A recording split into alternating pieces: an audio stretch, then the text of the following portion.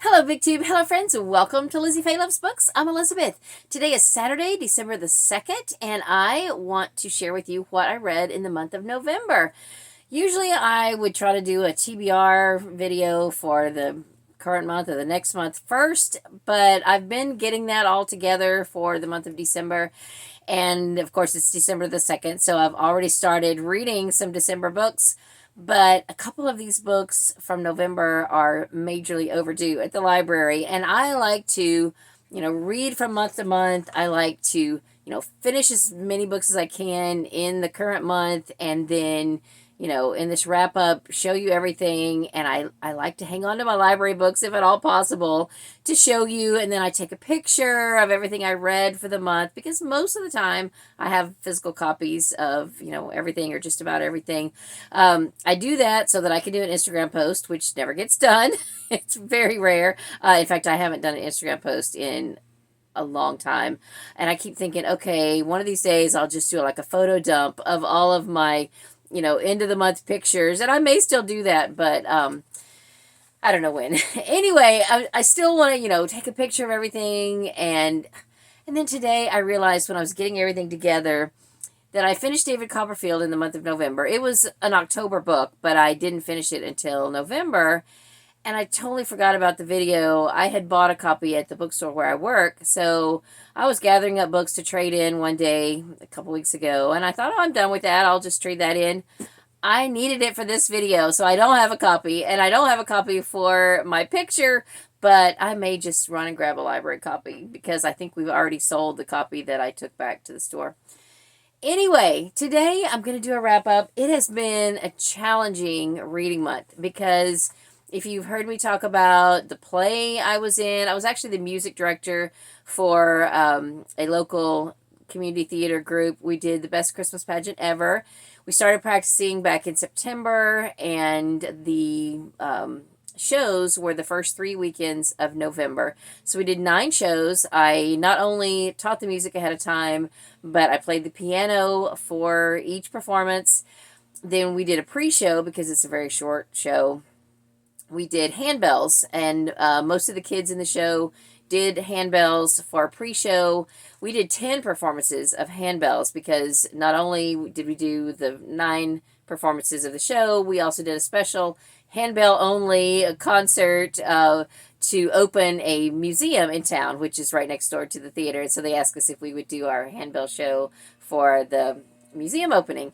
So it's been a busy month. Of course, as soon as the play was done, it was time for Thanksgiving. My brother and his wife also visited while the show was going on. They got to go see a performance of the show and go to church with us and all of that. I had a couple of funerals to go to, some church friends, and it was just a busy, busy month.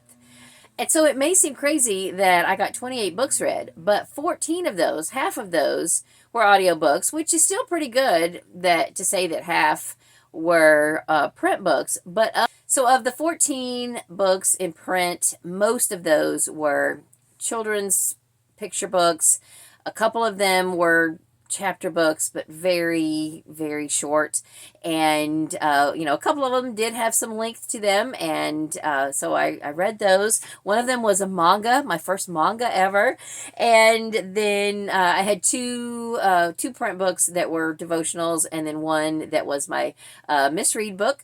We're down to 2 books now in the Follow Us to Fair Acre series. And there's talk of continuing that on into next year and maybe not reading one for December. But since we only have 2 left, I will probably go ahead and read them this month because they're both shorter, and I don't think it'll be a problem to fit those in for the month, even if our discussions aren't until next year.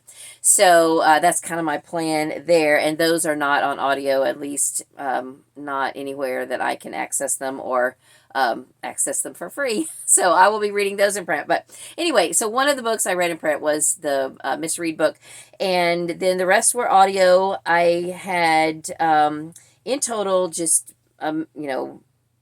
regardless of audio or print, I had 4 picture books that I'm counting on Goodreads, 2 more that I read to Emily that I'm not counting on Goodreads. it wasn't really anything that I cared to put on my Goodreads. It was just a couple of books that she had picked out from the bookmobile. Then in addition to picture books, I had 8 other books that were children's books, chapter books, or not necessarily chapter books, but just books of a little bit more length. And then for adult books, I had 2 nonfiction books, and then I had 3 books that were probably would be classified as horror, maybe sci-fi, I don't know. We'll get to those in a minute. Then 1 book that would be considered crime fiction, but not a cozy, and then 5 books that are cozy mysteries, and then 4 other books that are just fiction, other fiction books, and then 1 classic. So, oh, and then 1 romance, and it was a reread because I wasn't sure if I had read it before, and after I checked it out, I thought I'm just going to listen to it again. So I haven't talked a lot about series this year. I have been reading steadily series books and trying to check off series off my list. I just haven't had a lot of time to do the types of videos that I would like to. Some of the other booktubers who are doing series have some great videos about what they're reading and everything. Be sure to check out Tiffany, the Beachbound Bookworm, and Storm from Storm Reads. And I know they, in particular, have done several videos about their series lists, and I'm sure there are others too, but I don't want to say, just in case I'm wrong, but several other booktubers are doing the series challenge, and it looks like they would like to do it again next year. So I am coming up with a couple of ideas for challenges for that, and I will be coming out with that before the first of the year. But for myself personally, I just kind of started looking just at the month of November, and I started 3 new series. Now, as to whether I will continue all 3 of those, I'm not sure. I think 1 of them I will probably continue with. I did finish or catch up with 3 series. I thought it was 4, but then one of the series has another book that I didn't know about, so I got to try to get that at some point. And then I made progress in 8 series by reading 10 books. There were 3 books in 1 series that I read, and that was the one that I thought I was finishing, but I wasn't. There was still another book. So that's pretty good. I'm excited about the progress there. And of those series that I made progress in, I am still on track to finish, I think, at least 1 or 2 of those series. And then I've got some other series that I'm going to try to finish up in the month of December. I don't know how many series that will make for the year, but I'll be going through all of that at some point. So let me just show you what I have read. I think I did end up doing a TBR video for November, so I didn't do a mid-month wrap-up, or maybe I've got that backwards. I don't even know. It's just been a crazy month. But let me just show you what I have read. So I co-hosted the Moore Montgomery Challenge again this year with Mitzi from Mitzi Reads and Writes. And so we did a live stream wrap-up on her channel where we talked about what we've read, and we chatted about our group read, which was Jane of Lantern Hill. So in case you didn't see that, I will quickly just go through what I read. Jane of Lantern Hill was our group read, like I said. Then the rest of what I read, and I listened to that on audio, that was a reread. I also had some picture books and chapter books that were that are based on Anne of Green Gables.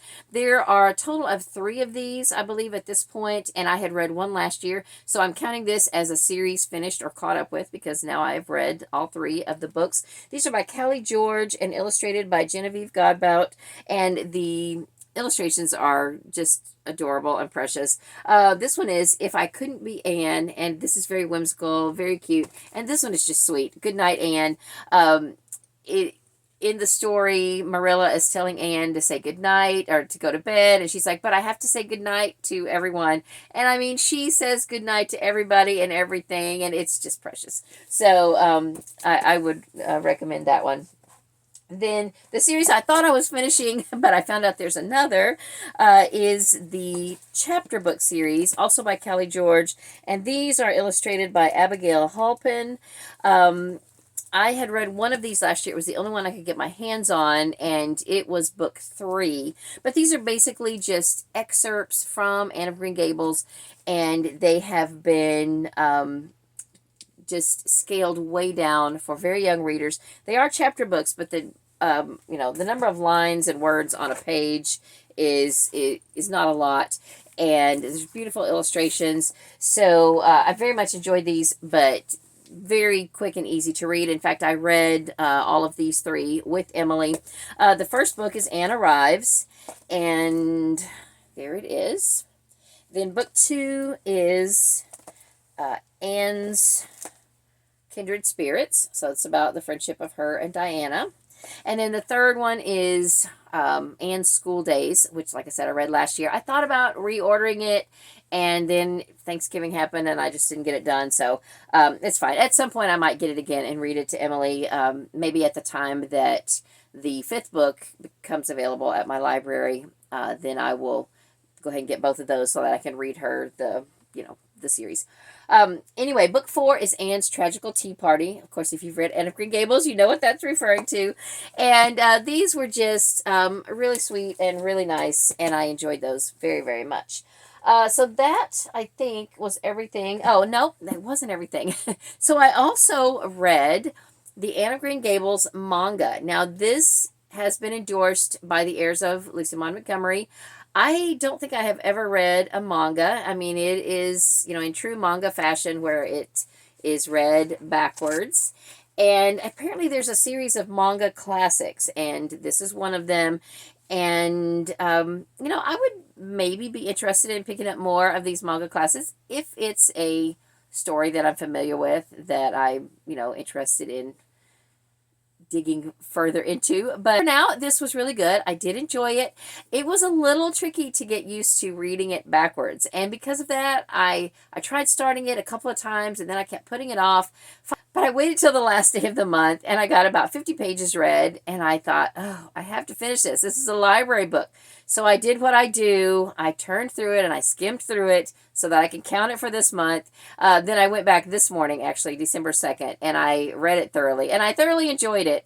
But I'm still counting it for November because I need to get it back to the library. I want to include it in my photos, and, I know that's very legalistic of me, but anyway, I did enjoy it, and I'm happy to say that I have now read a manga. So, yay. While we're on the subject of children's books, let me go ahead and tell you about the other children's books that I read. For the entire month, I have been reading this book of Bible stories to Emily. There was about 60 stories in this book. It's the Before I Dream Bedtime Bible Story Book by Karen Henley. We read it in the morning because that's when we do our morning devotional. But she said she wrote it because, there are a lot of Bible stories that are disturbing, and she wanted to pull out the stories that you could go to bed with and not have nightmares about and things like that. And she did it. She did a great job.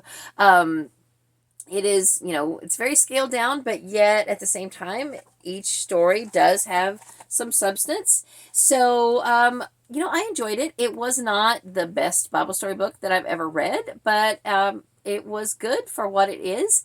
And I don't think it veered really very far from biblical teachings. It just kind of scaled over and didn't mention some of the more tragic parts of the Bible. So, as a child grows, they need to know all of those things. But in the beginning, they don't, I don't think. So, I was happy with that.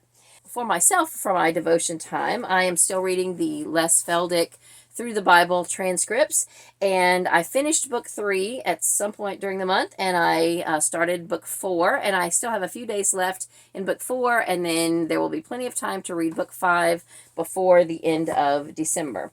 Also, another nonfiction book that I read for my morning devotion time is this book by Thomas Kincaid. It is called With Wings Like Eagles, and also, I believe, it was co-written with Calvin Miller, and it features paintings by Thomas Kincaid, and I believe also some of it is written by him. It was a collaborative effort, I believe. Anyway, the paintings were beautiful. And the devotions were good. They were very patriotic in nature, which you might gather from a name like With Wings Like Eagles. But for me, for a personal devotion time, it didn't really hit the mark for what I usually like to do every morning. However, I was also reading a Les Feldick book, which is a study, through the Bible. So, it was fine to go ahead and read these, but this is probably not something I would recommend for a hands-on, personal, inspirational devotion, but it is very patriotic, and it makes you think how, we as a nation need to really trust God and, follow his will in order to, to have a peaceful, peaceful living existence and a free country and things like that. So, anyway, it was good, and I will probably end up listing this in my eBay store. I don't think it's anything that I will keep and read again, but I'm glad that I read it.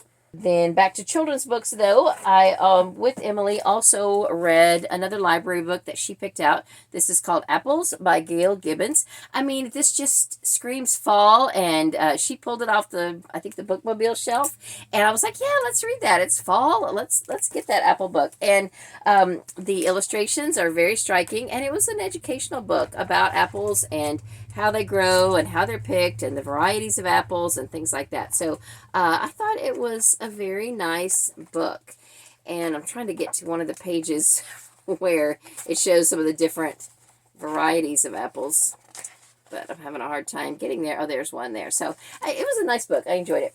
Another book that I read with her, this is a book that I'm probably going to list in my eBay store, but I found it at a library sale. It's a Mr. Rogers book. Now, I picked it up because, A, I thought it might have some resale value, and B, because I've never been a Mr. Rogers watcher. I remember seeing it as a kid a couple of times here and there, but it came on a channel that we didn't pick up very well, and if you're my age, you know what that means. You rely on an antenna, and it didn't come in well, and I just wasn't really interested in watching it. But I've heard really good things about Mr. Rogers over the years, and so I just thought I would pick this up. Also, because there is a series that's out right now that's popular with kids called Daniel Tiger's Neighborhood. And I did not know that Daniel Tiger was a character started by Mr. Rogers. So I thought this might give me a little insight into Daniel Tiger. He is a character in this book, but this book is not about him. Anyway, this is just a little book called Wishes Don't Make Things Come True.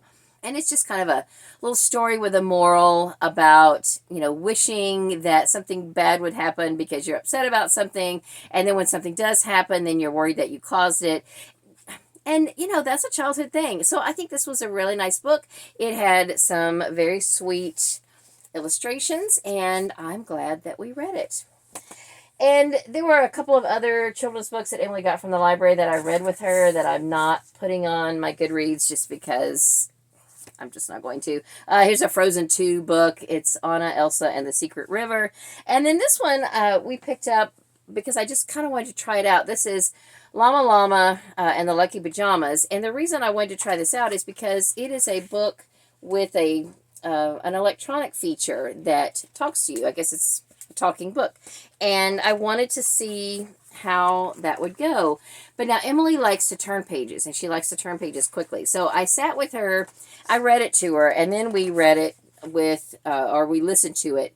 And she did not want to wait for it to signal the time for the page to turn. She wanted to just keep turning the pages. So this was a little bit frustrating for her to read it with the audio. But still, it was interesting. It was something to try. And have y'all ever read one of these or seen this? It says this is a wonder book. I guess that's what this brand is called, is a wonder book. And it says that this story is, or maybe this series, there's a series probably is on Netflix. I didn't know that. We have Netflix. I should check that out and see if Emily would like to watch that. So I have two other children's books that I read in print. One of them is a Newbery winner from the 1930s. This is Young Fu of Upper Yangtze. I really enjoyed this. This is about a young boy in China back in the early 1900s, 1932. And I just thought it was really good. There is a lot of good common sense lessons in this book, things that young Fu had to learn for himself, and he did a lot of maturing throughout the book. And I just thought it was an excellent story, and I very much enjoyed that one. Then I just picked this up because I have reread the whole Spiderwick series couple months ago, and I found this at a recent library sale, and I thought, oh, that is one of those companion books that I wanted to read to just say that I've completed the series, but I want to sell my other set of books, and I thought, oh, I can add this to the bundle of books, but I need to read it first. And it was very cute. Now, it is the type of book that looks like you're supposed to write in it. It has a lot of places to write things, and it has questions and things that you can fill out and answer. I read through this, and I don't think it really is intended that anybody could fill this out. But that's how it's written. In fact, whoever was the previous owner of this book did write their name in the front, and they did attempt to answer the first set of questions, but that's as far as they got, and understandably so, because there's some crazy random questions in here. So here's where the previous owner attempted to answer the questions, and that was as far as they got, because this is just a whimsical book. Each chapter tells about a particular magical being, and it's written as if a child wrote in to the authors and told them about their experience with this particular magical being. And then at the end of that letter, there's a little comment from the authors of the book regarding that type of being. And then there is just this series of things to write on, where you can make lists and observations and things like that. And it's really cute, but honestly, you would have to have an imagination bigger than Anne of Green Gables to even begin to contemplate what to write in this book. But it was really cute. There were 14 different magical creatures that had a section, and so in between that, you had the text about each creature, and then in between that, it had the entries where you could, write things if you wanted to. So I read through all of that. I read it over 2 or 3 days. You could sit down and read this all in one sitting, but I just, read it over, I think 3 days, and it was super cute. So now I'm going to add this to my other lot of books, which I have not listed yet, but I want to try to get these listed before the end of the year. Anyway, super cute, and there are a couple of other companion books from the Spiderwick series, and I think the library has a couple of those, so I will probably try to read those before the end of the year, just to try and check that series off my list as fully completed in my Serious About Series challenge. Okay, I mentioned that I read one classic, and that was David Copperfield, which I'll have to show you a picture of because I accidentally, without thinking, turned it back in to the bookstore where I work. I think I said earlier, I may try to run and get a library copy this afternoon after I finish filming this so that I can have it for my picture. But if I don't, no big deal. Then I had one romance. It turns out I have read this before. This is Christmas Canine Unit Heroes by Lenora Worth and Katie Lee. This is the last book in the Rocky Mountain Canine Unit series, this is one of several of the Canine Unit series that have been published by Harlequin under the Love Inspired Suspense line. And I have already read a couple more of these series and really enjoyed them. Back in March, when I was working on my family directory and I was really trying hard to get it done before my trip, I started listening to the Rocky Mountain series, and I listened to them so quickly that I didn't get them all checked off on my Goodreads until after the fact. And then I couldn't honestly remember if I had read this one or not. I looked back on my Hoopla, and I saw that I had checked it out, and so I thought maybe I had read it, but honestly I couldn't remember at all. So I checked it out again, and started listening to it, and I realized that I had already listened to it, but I couldn't remember how it ended or anything. So it's actually 2 stories, and I couldn't remember either of them. So I just listened to it again. Now I know for sure that I can check this series off my list, and I can move on now to another canine series next year. And so this was really good. Each one of these series, I keep saying I'll do a video about these different series. Each one is about a team of people that have a canine companion, but they are from different first responder type units. Anyway, the Canine Unit series, all of them so far have been great, and now I can officially check that one off my list. And I did go back and I not only marked it as read for November, but I marked it as read in March, because if I did listen to it back then, I want it to count. Okay, so let me see. Now, for mysteries, before I get into the cozies, we'll do the one other crime fiction, not cozy. This, I think, is book 7 in the Jack Reacher series by Lee Child, and this was good. I think I wasn't as crazy about this one as some of the previous ones, because, I mean, I have said these are unputdownable, but I did really enjoy listening to this one. It's called The Persuader, and The Persuader refers to a type of gun, which I didn't know. But anyway, I'm excited to get to another one. I probably will go ahead and listen to the next one if I can find it through my library. If I can't find it on audio, then I will probably save it until January. But if my library has it on audio, like on the CD, then I will listen to that. They are showing up on my Libby account that my library has them, but they need to be renewed. And I'm always asking my librarian to, to order this or renew that, and I just hated to. As long as there was another way to access it, I haven't bothered her with it, but she would probably do it if I asked her. Okay, so cozy mysteries. I have 2 that I read that I don't have physical copies of. I listened to the most recent one in the Matchmaker series or the Amish Matchmaker series by Amanda Flower. I think it's called Dating Can Be Deadly or something. That was very good. That's a great series with Millie and Lois, good friends. One of them is Amish, one of them is not, and they make a hilarious team of amateur investigators. Then I also listened to The Root of All Evil, which is by Ellery Adams. This is book 4 in a series that was started under the name Jennifer Stanley, who is, also Ellery Adams. That was one of her pseudonyms. And then it has been continued on just under the Ellery Adams name. And also she has a co-author. And because I don't have a physical copy in front of me, I'll just have to rely on the picture here. But this was really good. I enjoyed it a lot. Part of the Hope Street Church series. Now, I will say that just because the setting is a church doesn't mean that these are Christian books. They are not. In fact, I was a little bit perturbed because in this book, okay, since it is a church setting and the main character and her boyfriend know each other because they go to church together. Now, I'm sure not saying that anybody who goes to church is perfect and sinless. We are not by any means. But she kept worrying that her boyfriend didn't love her because their relationship had not gotten extremely physical.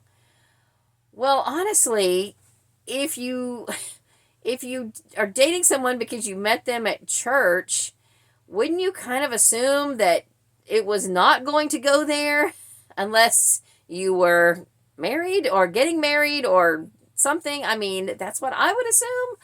So I had a little problem there with that because they hadn't had that discussion. They did have that discussion in the book, but still I was just like, okay, whatever. Then I think it was this book, and also I've noticed this in a couple of other books, where the narrator refers to a book of the Bible that has a 1st and 2nd, like 1st and 2nd Corinthians or 1st and 2nd Timothy or whatever, as 1 Corinthians or 2 Timothy. Honestly, people who haven't been to Sunday school should not narrate audiobooks that have biblical references, or somebody should educate them that it's not 1 Timothy, it's 1 Timothy, 2 Timothy. I know, it's the little things that bug me, and that's not very Christian-like, I know. Anyway, moving on. So, one of the books I had to carry over is book 11 in the Southern Sewing Circle Mysteries, Needle and Dread. I am still just about at the halfway point of this. I am going to finish this one ASAP, and I'm going to read the 12th and final book in December, but I just could not get that one finished. I don't want to say I'm getting burned out on them, but I am getting a little burned out on them, I guess, because just reading one after the other without the benefit of an audiobook has just made me a little bit sluggish, I guess. And, in the future, I might just say to myself, okay, if I'm going to read a series that I have to read in print, I might just plan on stretching it out a little further. But I'm glad for the motivation to get those read, because I've had those on my shelves for several years. I have been wanting to read them. I have very much enjoyed the series. I am getting ready to be done with the series. It's a 12-book series. We've been doing them as a read-along with the Killing Time with Cozies group. I had read books 1 and 2, and I picked up with book 3 in March. Really, probably in April is when I finished it, because March was such a crazy month for me. But anyway, I am really glad to be almost done with the series. I definitely want to finish it before the end of December and check that series off my list. And then, speaking of read-alongs, I also read or listened to 2 books in the Jen McKinley Triple Top Treat read-along. I don't remember what order I read these in, but I read and listened to Death in the Stacks, which is one of the Library Lovers mysteries. I don't own a copy of this, so this is a library copy, but I do own this one, Caramel or Caramel Crush, and this is part of the Cupcake Bakery Mysteries. This is book 9. I forgot to mention that I read a couple of books for the Killing Time with Cozies ABC Challenge. I went ahead and listened to Quiche of Death by MC Beaton. I had debated about whether to ever read this one or not, because I had been told in the past that someone had told me in the past that they didn't think I would like Agatha Raisin, and I liked her fine. So, she's a little overbearing, but so am I. That has been some other people talking about that she drinks too much or something. I don't know that she drank really much at all in this book, but maybe that occurs as the series goes on. I don't know that I will read any more of the series, but I had this first book on my shelf, and I was up to Q, and the other Q books that I had available to me, I would have had to read in print, and I just didn't have that luxury of time. So I was able to listen to The Quiche of Death, and I thought it was fine. I might try another book from this series. Probably not anytime soon, but I'm glad that I did. And then I had forgotten to mention that The Root of All Evil by Ellery Adams, I counted then for R. And I don't know if I will, I kind of doubt at this point that I will still yet get to the end of the ABCs this year. It might take me 3 years to complete this challenge, but I've been reading them in ABC order. Of course, I've read a lot of other cozy mysteries that could count for various letters, but I'm going in order because I don't know why. Anyway, for the challenge of it. So that's all the mysteries that I read. The last group is just my other fiction. There was a little bit of fantasy, a little bit of sci-fi, just a little bit of this, a little bit of that. I already mentioned the misread book, Changes at Fair Acre, and this was very good. I very much enjoyed it. And then I mentioned that I read a classic, which was David Copperfield, and that was because I wanted to read Demon Copperhead by Barbara Kingsolver. I actually wanted to read this and talked them into putting it on our book club list for this year. It ended up being on our mystery book club list. It's not a mystery, but we just didn't have enough spots available for all the things we wanted to read for our regular book club. So we put it on the mystery list, and that's fine. I did enjoy it, mainly because I had just read David Copperfield and I could appreciate the parallels, but neither book are really my type of book, and for different reasons. David Copperfield just took a while for me to get into, and it wasn't particularly exciting. This had a lot of excitement in it, but it was just depressing. There was a lot of foul language. Now, I'm not saying that it wasn't appropriate for what it was, but there was a lot there. And it was just very depressing. So, you know, it's not the kind of book that I gravitate towards, but when I had seen it, I was intrigued by it, and I did want to read it, so I'm glad that I did. Then for Nora November, I read one Nora Roberts book. This is another one that I saw when it first came out, and I was intrigued by it. This is The Awakening. It's book 1 in the Dragonheart Legacy trilogy. I might go ahead and read the next 2. I enjoyed it enough that I'm intrigued to continue on. It did kind of end on a cliffhanger, so I would probably continue on with it. It takes place in a alternate universe that is adjacent to the real world, so our main character is able to go back and forth between the 2 worlds. So if that sounds interesting to you, then you might want to pick it up. Now, the last 3 are books that you might not expect me to pick up because they are a little crazy. And I listened to these the last 2 days of the month because I was out of audiobooks. I didn't really know what I wanted to pick up. And now, this is a book that I have been interested in and intrigued by for several years. Steve Donahue caused a big stir in, you know, my circle of booktube when he first mentioned this, and several other people started reading it and putting it on their TBR because Steve mentioned it, and I finally got to it. It's Meg by Steve Alten.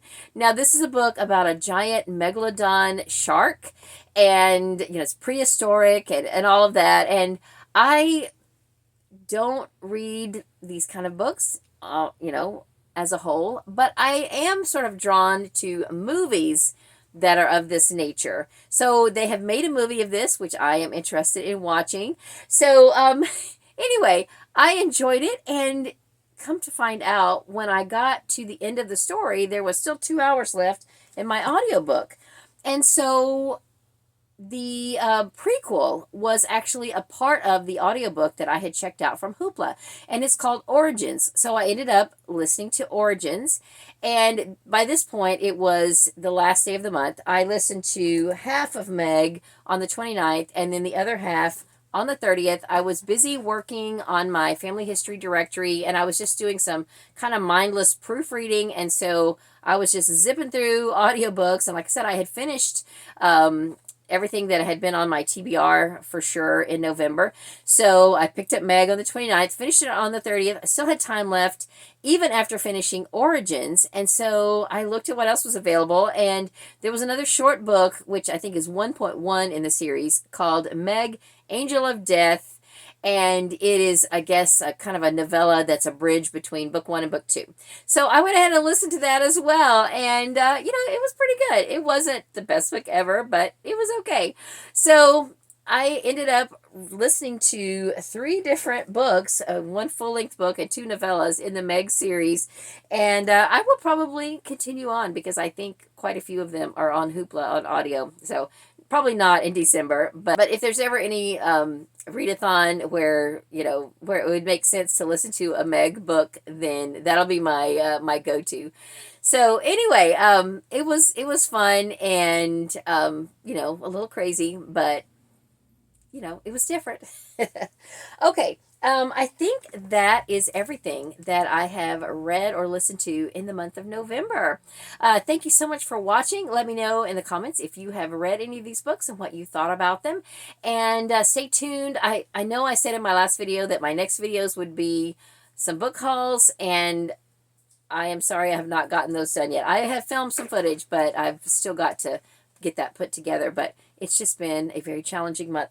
Anyway, that's it for this video. Thank you so much for watching. I hope you're having a great day. Read a good book, and God bless you.